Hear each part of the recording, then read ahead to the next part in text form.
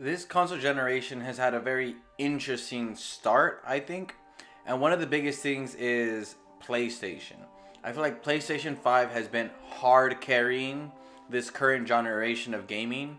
Xbox is seemingly nowhere to be found. PC gamers are doing their own thing as they usually do.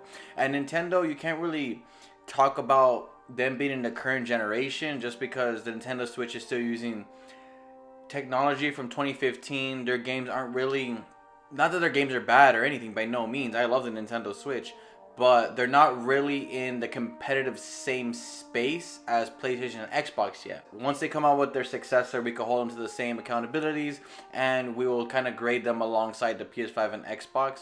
But currently right now, they're on their own island. So the war has really been waging on really early on this console generation with the Xbox Series X and S versus the PlayStation 5. And no offense to Xbox, as we all know, they're not really boxing at the same weight as PlayStation. But why is that? Is it because PlayStation is creating new games, they're doing everything right, they're acquiring the right studios, releasing the right games, and treating their fans properly? Or is it that we allow them to do so because we know damn well there ain't nowhere else we're going to play our games currently?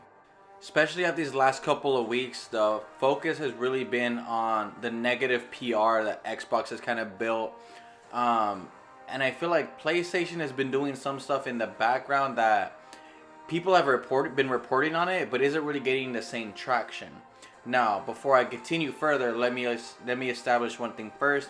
I love the PlayStation 5. I love all my PlayStation games that I've been playing, and I'm a very satisfied consumer. And I guess that's why even when I hear this news, it doesn't really bother me, but it is something that I feel like Sony can't go unchecked for too long, or else they're gonna grow stagnant and a little bit big-headed. We've seen it multiple times in the past. After the huge success of the PlayStation and the PlayStation 2, Sony went out, made the most expensive console ever, and told everybody that if you wanted the PS3 to go get a second job and work overtime. We see them get big-headed. Even after they learned that lesson, later on into the PlayStation 4, they kind of grew stagnant and very formulaic with a lot of the games that they were releasing. And I kind of don't want to see them revert back to their nature, which is why I'm always kind of preaching for Xbox to get their head out of their ass. I'm very excited to see what Nintendo Switch has coming up with their next successor. That way we can finally start putting some pressure on PlayStation, because some of the stuff that I'm hearing is a little bit iffy and it is really kind of bothering me with PlayStation, just because I can see similar trends starting to form, and this kind of always happens. Now, what the hell am I talking about? We've been going 3 minutes and I have yet to acknowledge the issue at hand. So the biggest thing that I've seen more frequently, because let's not kid ourselves, PlayStation has stumbled a little bit underway this generation, but something that I see currently happening that not enough people are talking about, I think is kind of gross. If I'm honestly asking myself. So obviously the biggest game coming out for Sony, that's their first party, is Spider-Man 2. And that's coming out this fall.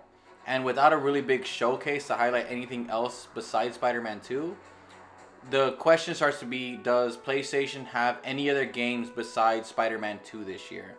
And I think everyone can kind of look around and agree that from their Sony's first party, they have nothing else to show besides Spider-Man 2. They have nothing else to release besides Spider-Man 2 for the year of 2023.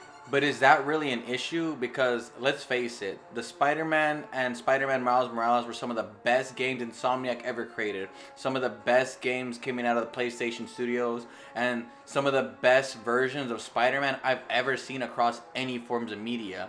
Aside from just the Spider-Man character as a superhero, but Peter Parker and Miles Morales and Mary Jane, really just kind of fleshing out these characters and these worlds, really was just impeccable and one of the best times I've ever had playing a game. So I have no doubt in my mind that Spider-Man 2 for the PlayStation 5 is not going to be an amazing game. I know it's going to be amazing. I know it's probably going to be a Game of the Year contender, and I've only seen 2 minutes of the game. But you just know the pedigree of Insomnia. You know the quality that Sony is dishing out currently, and there's no way this game is not going to be immaculate. My problem is the fact that last month, Sony announced that they're going to be removing the Spider-Man PS4 game away from the PlayStation Plus subscription. and they said it's because they want to keep the game list feeling fresh or whatever. And I feel like so we got to start calling bullshit on this. It makes sense when Xbox removes licensed games from different publishers out of Game Pass. That makes sense. The license right now, you don't want to renew that license. Sony's PlayStation is a first-party game that has no reason to leave because that's always going to be an amazing game. And the fact that they're removing it this close to Spider-Man 2, this close from the hype cycle of Spider-Man 2 coming out, is very, very strange. It's very big-headed of them. It's very arrogant. And not to mention the fact that not only are they removing it, but they're going to start charging people the $10 for the upgraded version of this game. And they're starting to drum up all this hype around the $10 upgraded remastered version of the PlayStation 4 Spider-Man game around the same time that they're removing it, right around the same time that they're going to build up the hype for Spider-Man 2. Now, don't get me wrong. I have no issues with a business acting like a business, putting money first and capitalizing on situations. They've set up the dominoes, knocked them down, and everyone's going to fall in line with it. Go for it. Kudos to you, Sony. Kudos to you, PlayStation. You know how to do business. My fear, I guess, is the fact that there's not enough backlash about this. I feel like every time I see news media outlets talking about it, they're kind of falling in line with exactly what Sony wants them to do. I see the consumers falling in line, and we're kind of just walking this straight and narrow path, essentially just giving Sony our money.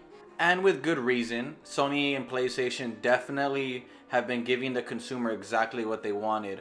They gave us an awesome console with the PlayStation 5. They've been feeding us games to play on it. Awesome top tier AAA games with amazing stories. And it's definitely worth the money. I'm not going to say it's not worth the money. Spider-Man, the PlayStation 4 version of Spider-Man, is an amazing game that I feel like if you haven't checked out, definitely check it out. I mean, it is very shady, and I feel like if any other company were to do something similar to this, they would get tons of backlash, and instead Sony gets flowers. Sony gets awarded, gets all this amazing press for this. And you know damn well if Xbox did the same thing, if Nintendo did the same thing, people would just be yelling at them, at the very least saying that there's an issue. I mean, Nintendo got tons of flack for releasing one of the highly most anticipated games, Tears of the Kingdom, for $10 more than its other titles, and that's just absurd. But yet Sony can do some weird shady business practice like this, and I don't necessarily have an issue with them specifically doing this with Spider-Man. Again, I just have an issue with people not saying anything about it, or like calling a spade a spade. Let's be honest about what this is and what's going on with Sony. And I feel like if they continue to go unchecked, they're going to push the envelope with how far they can take this. But yeah, those are my final thoughts on the subject. I just kind of wanted to say something about this. Do me a favor, you guys, like the video down below. If you liked the video, please consider subscribing, as it does help me out tons. With that, I'll see you guys on the next video.